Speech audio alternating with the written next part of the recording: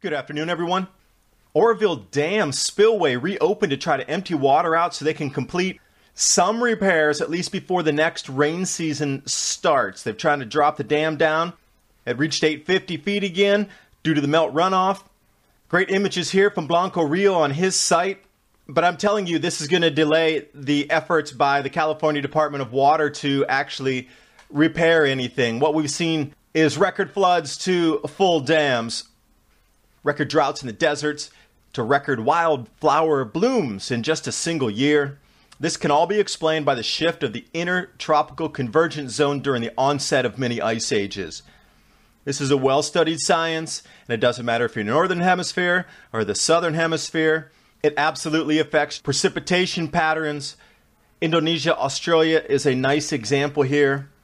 The galactic cosmic rays are going to increase 19% over this next solar cycle, meaning more rains, and we're starting to see absolute off-the-charts California snow water equivalent through the Sierra Nevada mountains, so much that it's going to be skiing all summer long. They've gone from record drought water rationing to full dams in a single 6-month period. Looking back in history, you'll see a direct correlation of the Sacramento River increasing its flow with the onset of many ice ages. Now, we need to ask the question, can we predict the mini ice age onset? The answer is yes, it's beginning right now.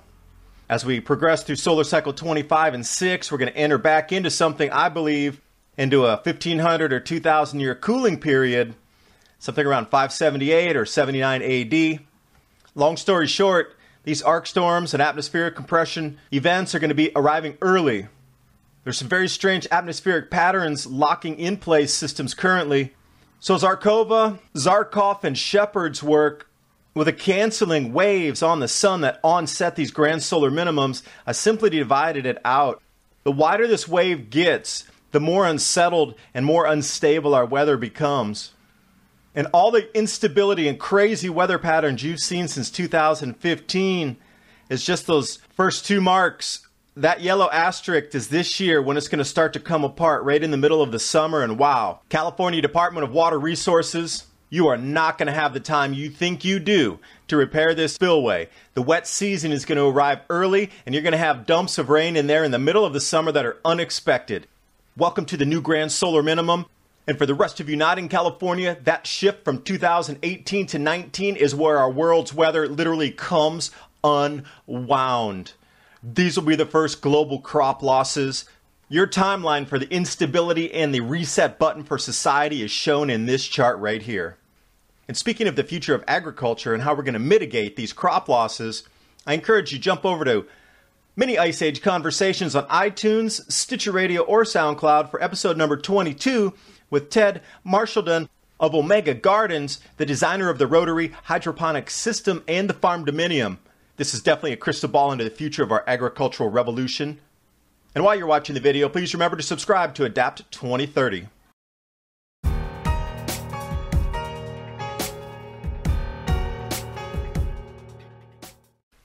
Earlier this year, the world was glued to the possible collapse of the Oroville Dam as the water spilled over the emergency spillway for the first time ever. The water level in the lake has risen 850 feet due to excessive melt-off in the snowpack. So what the Department of Water Resources is doing is trying to lower the lake level by opening the spillway 27,000 cubic feet. They're going to let this go for several more days.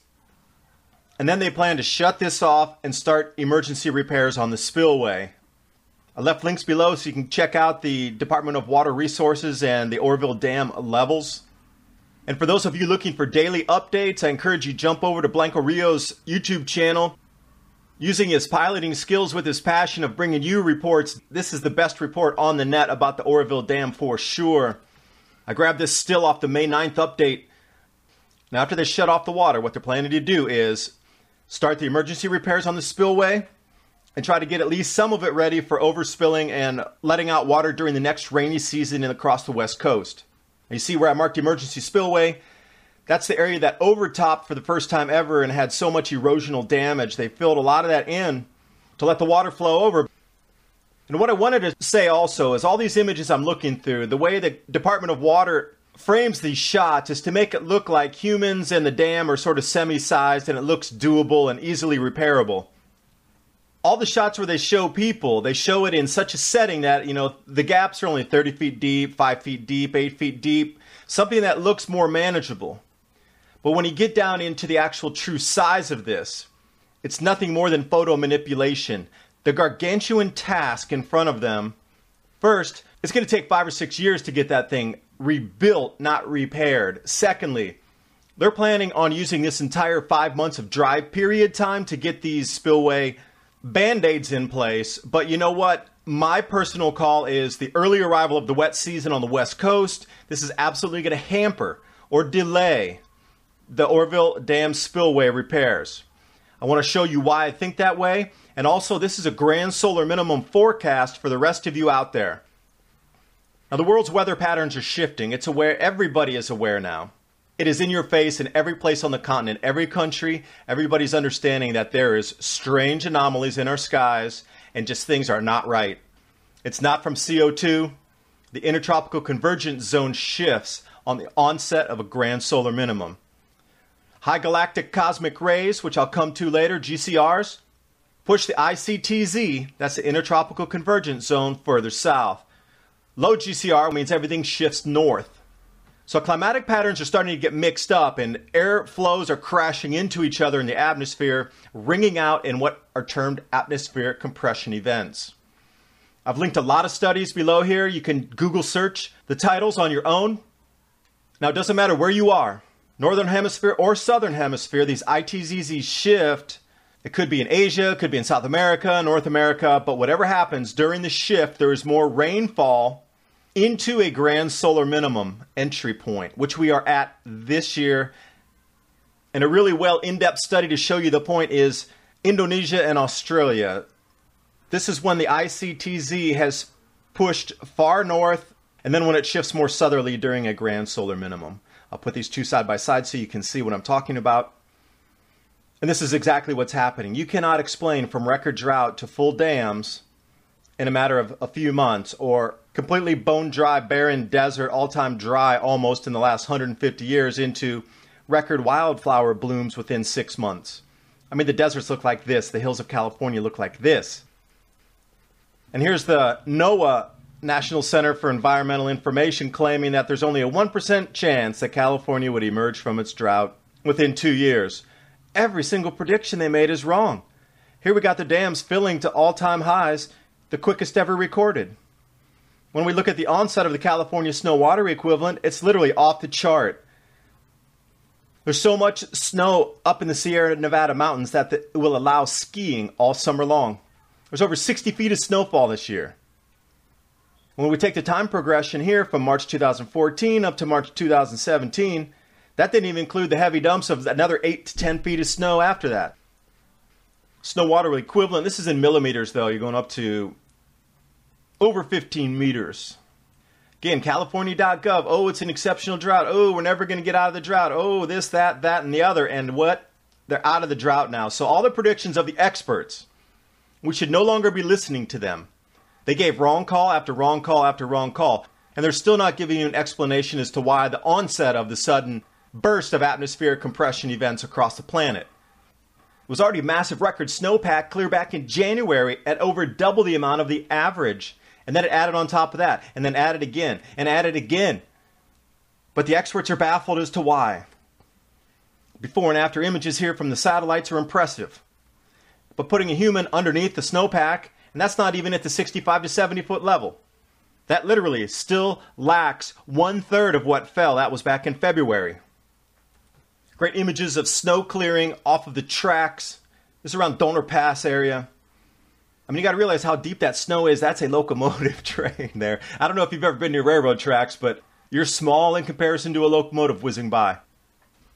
And the news was just packed this year with all the way from British Columbia down to Southern California, West Coast, arc storms, compression events, record snow across the Sierra Nevadas all the way over into Colorado.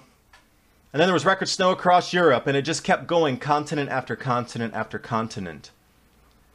And then you start to look for unusual weather patterns. You know, you don't normally see hail and rainbows coming across San Francisco.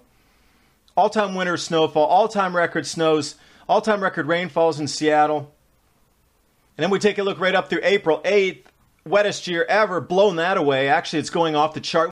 They didn't actually show you where it went because it went so far off the chart. Swollen waterways visible from space. That's how much water has fallen. The shift of the Inter Tropical Convergence Zone explains it all. It's not CO2. And then you have to add a second factor on top of this, the galactic cosmic ray increases. Now when there's an increase in galactic cosmic rays, these ionize in the atmosphere and allow more cloud formation for 15,000 to 18,500 feet. Now it's just really interesting that the onset of the grand solar minimum, right around the first year, late 2015, we get a pretty large jump of 12.5% of increased galactic cosmic rays. I'll continue this chart here. Just pull it straight out from August, keep going up. There was a slight drop off. But the way it's tapering out, they're going to add another 19% coming on this next solar cycle, in addition to the cloud cover we have now, in addition to the shifting jet stream and zonal patterns. Then we start to get these, what they call atmospheric strangeness, wave patterns. Quasi-resonance, if you want to call it that. In the California Department of Water Resource, you think you're going to get just an average dry season? These storms are going to continue out of season. This precipitation from October to April, can't find anything updated to 2017. I wonder why. I actually put the orange asterisk as high as I could on this chart, but it's actually further up around 1500. So that's such a gargantuan jump. You know, looking at Redding, California, Sacramento, Bakersfield, they all sort of follow that same profile of the dry season coming during the middle of the summer. So they have their window.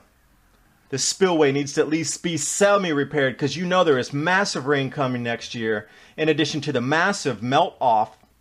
But so far it's been an incredibly wet north. This is just a few days ago. Unsettled May brings showers. Supposed to be going into the dry season. Accumulated precipitation. Another inch and a half of rain going over that area. So I want to bring you over to the river reconstructions that are done through the Holocene megadroughts and the megafloods in California's Central Valley. This goes back 1,200 years. The green line is the Sacramento River. I linked below as well so you can go right to this report. And all I did is I put the grand solar minimums under that. You can see there's a correlation between the Sacramento River rises and the onset of the grand solar minimums, which means more rainfall comes over that area. And then another report, comparison of short-term variables in hydroclimate between low and mid latitudes in the northern hemisphere. The grand solar minimums are those gray bars. The changes in intertropical convergence zone shifting, precipitation patterns matches up with these shifts into the grand solar minimum. Now it's a lot of information on the chart here, but it's talking about temperatures and precipitation. And it's listed by A, B, C, D, E. The part I want to focus on for you here is column E. Now that has the Sacramento and the Colorado River stream flow volumes overlaid on a 1,200-year timeline. Now I widened it out so you can see, combine those two reports that I just showed you with the different grand solar minimums below overlaid with the stream flows above. So you can see when there's an onset to a grand solar minimum, the Sacramento River increases. So that's a second confirmation that this happens. And then we look through some other reports. Mercury News had a really good rundown here on the 200-year droughts. You can start to see exactly where those dropouts are into wetter. Those are the grand solar minimums. Now the only thing that we have to do now is, since we know that this is a pattern that happens, is find the beginning of the new grand solar minimum to find out the increases in precipitation when it comes over California. And that has been done. With this new study, it's a principal component of analysis on the solar activity on millennial timescales.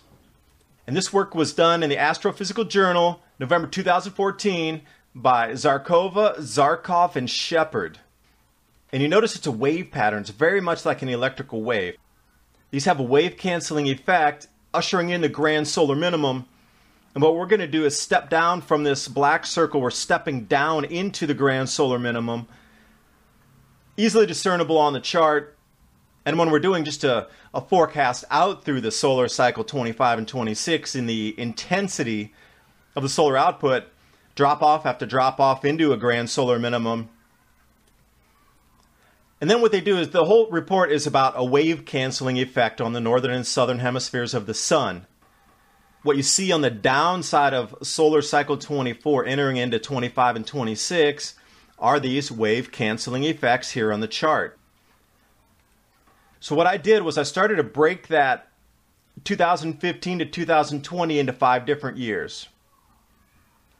And you notice the onset of the strangeness of our weather patterns and out-of-season storms and, winter during the spring and spring during the winter. These kind of things really started to happen after 2016. The wave, the further it splits apart, the more undulation, the more strangeness you're going to see in our weather patterns. I put that orange asterisk right there in the middle of the dry season this year, where the California Department of Water expects there to be a dry season. But you can see this is where the shift widens further. This wider shift is going to usher in almost instant changes and completely out of season weather. Now, for those of you staying on for the grand solar minimum forecast, your lives are going to absolutely start changing in 2018 and 19. That on shift from that extreme widening pattern from 2018 into 2019 is going to bring in something the ancients saw in the skies. And that widening again further into 2019 to 2020, this is going to usher in the first global famines and crop losses associated with this grand solar minimum. And from 2019 to say 2023, we're going to stay in that really wide split, and that is going to be nothing but chaos in our weather. Our crops are not going to be seasonable like they are now. You're going to have to start growing your own food at this point. But this is the onset. 2018, there should be discernible changes where you shake your head and you say, that makes no sense. That's literally impossible that the weather's doing this. Very strange level of step down in the cold on the planet. This year will not be the warmest year ever, and then the successive years from now will cool down to 2024, where we're at 2.5 to 3 degrees Celsius cooler globally. Also, California Department of Water, maybe put a plan B or something together to try to speed up or whatever you need to do, because your seasons are going to be out of flux, and that spillway needs to get repaired. Pull wide out here so you can see the collapse. Now, this is already starting what they call this persistent wave number 6 in the northern hemisphere. These systems are locking in place, so when you think you're going to get a dry season in California, these arc storms, atmospheric compression events, everything is shifting further north right now. There's just going to be more precipitation colliding with colder air masses. I encourage you to jump over to the Cloud Mystery, Heinrich Svensmark, and also CERN number 6 cloud project to take a look how cosmic rays induce and increase cloud cover. Now we got all these factors together. We're entering into a grand solar minimum. Our intertropical convergence zone is shifting. We got more clouds being formed up, create more precipitation, and they're basing their entire repair schedule on something that used to be stable weather over the last 100 years, which is now, we're entering into an entirely new paradigm in our weather. Those of you who like planetary geometry, I put 79 AD overlaid with 2024. So you can see that we're actually going to match something at 79 AD. And then when we go back into 578, 579, if I would have tilted our 2024 a little further north, we'd find the same thing, but Uranus and Neptune are flipped, but Jupiter and Saturn retain the same position with the Earth sandwiched in between. These are the grand solar minimums. You can predict them out. Zarkova and their team have also predicted it out. We know it's onsetting right now. Why is everybody pretending that it's going to be business as normal? I mean, the last 578, Wei dynasty collapsed, Roman Empire is in decline. And every time you see a grand solar minimum, it wipes out the Chinese dynasties. And you can see why the new Chinese leadership just forbid anybody putting out independent news on their blogs. They don't want this information getting out when they're losing crops left, right, and center around Heilongjiang. They just had the massive dust storm followed by incredible record floods up in Beijing. These shifts are starting. There's rains in the dry season all over Southeast Asia. It's back to winter again in Europe this week. The fruit crops are lost across the northern hemisphere, North America, across Asia, across Europe. Wheat crop, rice crop, at least 30-40% losses in the United States. The vineyards across Europe are looking at 30 to 50% losses. Oh, but wait, something good. When they have more floods coming out of the Oroville area, you'll be able to find more gold. Hopefully you'll be able to eat that, because our food supply is in jeopardy. And our world is absolutely changing. And I am so happy you stayed through to the end of this video. I really hope you got something out of it, because you're going to need capital to keep this going. Get yourself out of debt. I am serious. Get yourself out of debt, because if you really need to buy something like food in the future and you're maxed out on your cards or whatnot, you're going to need more capital to work with. Trade genius Bob Kudla is absolutely trading on this grand solar minimum strategy. They've made a killing on the beef and the wheat over the last couple weeks. They were long on all that. Also for emergency supplies, Food for Liberty, the heirloom vegetable seed kit. So many different types of seeds so you can grow multiple acres of garden. And these are heirlooms, so you can keep those seeds for then the next year's harvest. And as in the past, our money was based on the amount of wheat grains. A shekel was 180 grains of wheat. It was not the other way around. Silver didn't buy wheat. Wheat bought silver. So you can again see that seeds are going to become a new commodity tradable item along with food. Is going to become the new currency. Just like it was before. Food represented money, not money representing food. The future's here. You see the timeline. You're going to have to work with it in yourself. Good luck to all of you.